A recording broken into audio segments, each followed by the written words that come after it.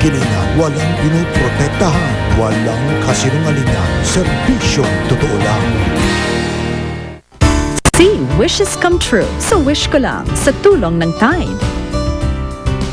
Wish ko Ang pagtitiis at pagtsatsaga raw ay simbolo ng kabanalan. Pero posible rin kaya na ang matagal na paghihintay at sobrang pagpapasensya ay maituturing ng isang kahibangan? Isinakripisyo na ni Juliet ang sariling kaligayahan sa ngalan ng kanyang pamilya. Imbis na hanapin ang kanyang Romeo, pag-aalaga sa mga kapatid na may sakit sa pag-iisip ang naging storya ng kanyang buhay. Si Mila naman, 3 dekada nang nagtatangka na makilala at makasama ang reyna ng pinilakang tabing na si Miss Gloria Romero. Pero ngayon, pakiramdam ni Milay, unti-unti nang nauubos ang oras at di na raw siya pwedeng basta na lamang maghintay. Marami rin ang saludo kay Lolo Leoncio. Biruin nyo naman kasi, sa edad na 79, todo arangkada pa rin si Lolo sakay ng kanyang bisikleta. Matagal na siyang siklista pero natataon na ba na prenohan ang pinakamamahal na libangan? Magandang hapon po mga kapuso. Ito po ang Wish Ko Lang.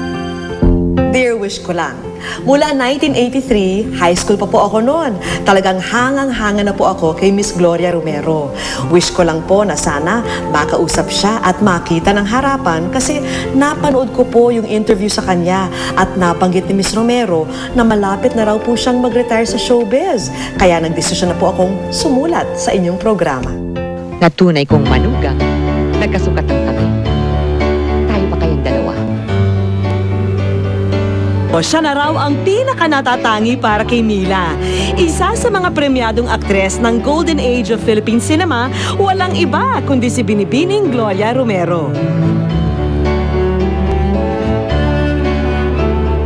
Si Gloria, gustong-gusto ko siya kasi napakaamo na mukha niya, napakaganda niya, tapos malumanay siya magsalita. And then, isa pa, kumbaga wala ako nabalitaan sa kanya na may naging kaaway siya. Tubong Pangasinan si Mila. Nasa high school pa raw siya, inidolo na niya ang aktres. Mila? Mila? Oh, unain mo na yung supan-aral mo. Nay, una nila. O siya, sige. Anto na lamititan? Ganda niya eh. Buti pa si Gloria may picture dyan. Ako wala. Nagsiselos na nga yung mother ko. Sabi niya, bakit si Gloria? Bakit kami wala kaming picture dyan sa tabi mo? Eh sabi ko, gusto ko siya. Gustong-gusto ko talaga siya. Tuwing may taping si Gloria Romero sa kanilang probinsya, hindi pwedeng palagpasin ni Mila ang pagkakataong masilayan man lang ang idolo. Nasa Dagupan pa ako. Pagka may nagkwento sa akin na nag-shooting daw sa Kalasyaw, lalo na yung Lola Basyang, talagang pumupunta ako doon kahit na gabi na, sige, napapagalitan na nga ako ng parents ko. Halika nga rito.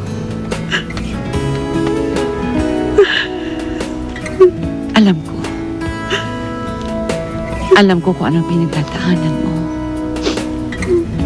Pero, napabilib mo nga ako eh. Sino nga naman ang hindi mapapahanga kay Miss Gloria Romero?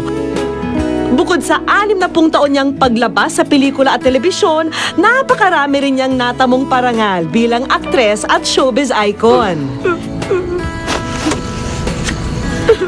Maaring hindi niya sinadya na saktan ka.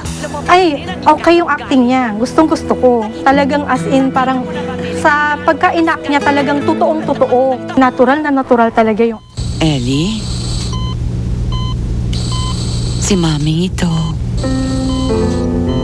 Nandito ako. Tapos nagpunta ako sa Mabini, Pangasinan. Pagka-piyesta daw ng patay, umuwi daw doon. So, kumbaga, tiniming ko talagang November 1st, nagpunta ako doon sa Mabini, kaso hindi daw umuwi. So, masyado akong sabi ko, disappointed ako nung time na yun. Ngayon, nagtatrabaho si Mila sa accounting department ng isang insurance agency dito sa Quezon City. Wala pa siyang sariling pamilya. Si Mila kasi ang tumatayong breadwinner at sumusuporta sa kanyang kapatid at 6 na pamangkin sa probinsya.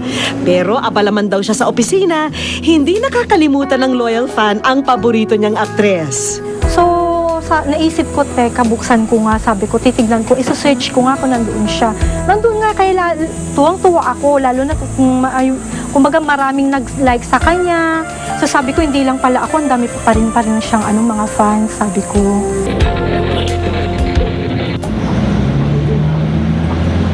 Tila mailap kay Mila ang pagkakataon na muling makita ng personal si Miss Gloria Romero.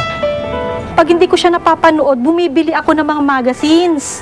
Tapos ginugupit ko yung mga picture niya, yung kung ano yung mga articles na talagang ginugupit ko yan, nilalagay ko sa isang album.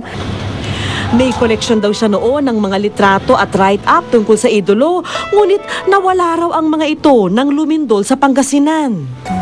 Bali ito yung na iwan na lang sa akin na ni Gloria Romero. Bali, kumbaga ito na lang ang tinitingnan kong picture niya. Tapos inuulit-ulit kong pinapanood. So yung iba, bali naghahanap pa ako sa mga kung may mabibili pa akong sa kanya, remembrance. Kaya laking tuwa ni Mila nang mapabilang sa bagong show ng GMA ang idolo. Tutok na tutok sa bawat episode ang #1 fan. Higit 20 taon ang loyal fan ng premyadong aktres si Mila. At habang tumatagal, lalo raw siyang nasasabik na makita ito. Hanggang sa pagtulog ng araw, ay laman pa rin ang kanyang isip ang hinahangaang bituin. Minsan 3 consecutive days, napapanaginipan ko, kinikwento ko sa mga kaibigan ko, bakit ganun? Sabi ko lagi ko siya napapanaginipan. Minsan kasama ko siya. Hindi na ako nagugulat na kasama ko siya sa panaginip ko. Parang, kumbaga at home ako sa kanya pagkasama ko siya. Sana, sabi kong ganun sa kanya, hindi naman siya ganun katahimik dahil madaldal ako. Parang ganun. Parang opposite yata kaming dalawa, yung parang ganun. Kamakailan ay napanood ni Mila ang idolo sa Showbiz Central. Ikinalungkot ni Mila ang kanyang narinig. I have plans. Gusto ko sana bago ako mag-retire, which ang pinapuntirya ko is when I get to be 80 years old, and that's about 3 years from now. Kaya, Gusto ko isang naman simpleng makatrabaho hiling lamang ang nais matupad ng masugid na tagahanga. This is the time na talagang kailangan ko na makita kita. Kasi syempre, by 3 years from now, baka hindi na kita makita sa movie. Siguro yung mga old movies mo na lang, yung mapapanood ko. Hindi na yung kagaya ng ngayon, yung talagang nandito ka.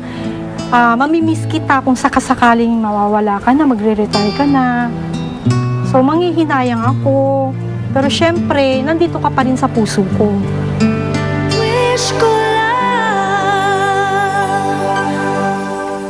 Ito po si Gloria Romero. Abangan po ninyo ako sa Wish Ko Lang. Ang sandaling inaasam-asam ni Mila, matutupad na. At mamaya,